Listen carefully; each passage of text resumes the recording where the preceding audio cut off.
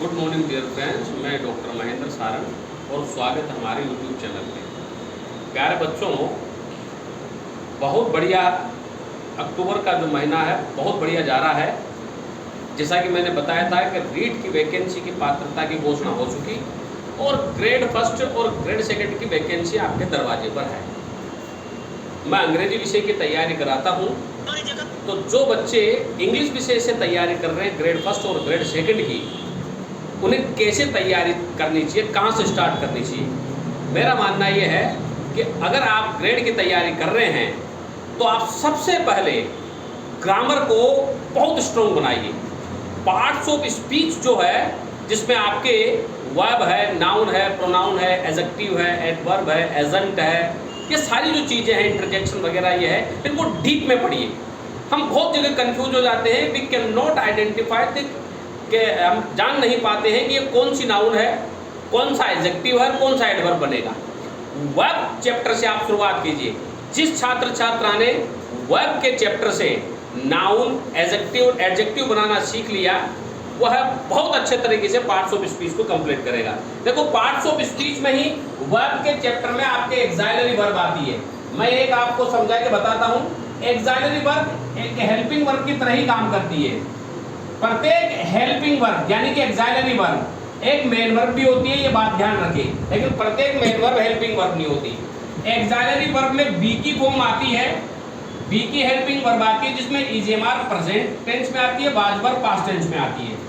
अगर हम इजेमार के बाद आईएनजी लगाते हैं तो यह प्रेजेंट कंटिन्यूअस टेंस में हेल्पिंग वर्ब बनेगी, प्रेजेंट कंटिन्यूअस टेंस की, जिसमें इज के साथ आईएनजी सिंगुलर के साथ, आर के साथ आईएनजी प्लूरल के साथ, एम के साथ आईएनजी आई के साथ। और यदि इजेमार के बाद में कोई भी कॉम्प्लीमेंट या एडवर्ब आती है तो ये मेन वर्ब बन जाती है, और मेन वर्ब में ये लिंकिंग वर्ब कहलाती है।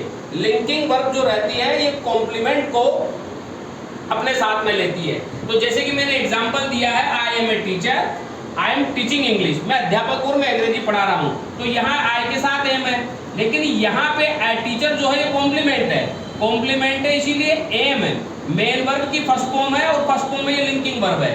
लेकिन यहाँ एम के साथ आईएनजी आ रही है, यानी कि इसमें प्रेजेंट कंटिन्यूअस टेंस है, और यहाँ पे एम एक हेल्पिंग वर्ब बनी है। और याद रहे, प्रत्येक हेल्पिंग वर्ब या प्रत्येक मेन वर्ब का एक्टिव और पैसिव फॉर्म होता है। अगर इजेमार के साथ आईएनजी आता है तो ये एक्टिव फॉर्म में है, लेकिन अगर इजेमार के बाद में बीइंग प्लस वर्ब की थर्ड फॉर्म आती है तो ये पैसिव में है।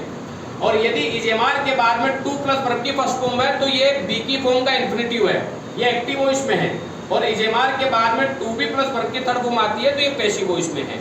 तो प्रत्येक वर्ब का एक्टिव और पैसिव फॉर्म होता है। मैंने यहाँ एग्जांपल देके भी पढ़ाया है। आई एम टीचिंग इंग्लिश, मैं अंग्रेजी पढ़ा रहा हूँ, ये एक्टिव फॉर्म है, लेकिन English is being taught by me, अंग्रेजी मेरे द्वारा पढ़ाई जाती है, पैसिव फॉर्म है।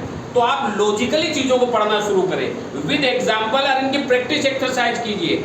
अगर आप ग्रामर में स्किल्ड होना चाहते हैं, 90 क्वेश्चन 180 नंबर के सेकंड ग्रेड में आएंगे और 110 नंबर की ग्रामर आपके फर्स्ट ग्रेड में आएगी। अगर आप ग्रामर में अपने आप को स्ट्रॉन्ग बनाना चाहते हैं तो आप इंग्लिश राइटर्स की बुक्स पढ़िए, जैसे रेड एंड मार्टिन है इसमें, थॉमस एंड मार्टिन है इसमें, और इसमें आपके माइकल स्वान की बुक आती है, जोफ्री लुईस की बुक आती है, एस टी वुड की किताब आती है। आप उन किताबों से इसको अध्ययन कीजिए और वर्ब के चैप्टर को आप पहले पढ़िए। ग्रामर की शुरुआत ही आपको वर्ब के चैप्टर से करनी चाहिए, ताकि आप उपसर्ग और प्रत्यय लगा करके किस प्रकार आप नाउन, एडजेक्टिव, एडवर्ब बना सकते हैं। यानी कि मेरा ये कहना है कि अगर आप पार्ट्स ऑफ स्पीच से ग्रामर की शुरुआत करते हैं तो आप अच्छे तरीके से ग्रामर के सारे कॉन्टिनेंट्स को आप अच्छे तरीके से समझ पाएंगे। मैं आपको समय समय पर इन सबकी जानकारी देता रहूँगा। ग्रेड सेकंड और ग्रेड फर्स्ट की तैयारी में लगे रहे, हम जरूर सक्सेस होंगे।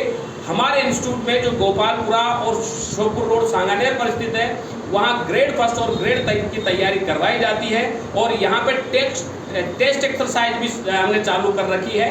तो जो बच्चे ग्रेड में एडमिशन लेना चाहते हैं वो जरूर आए और जरूर यहाँ पर एडमिशन ले, ताकि वो अपने सपने को साकार कर सके। हमारे साथ मिलकर मैं पूरा प्रयास करूंगा।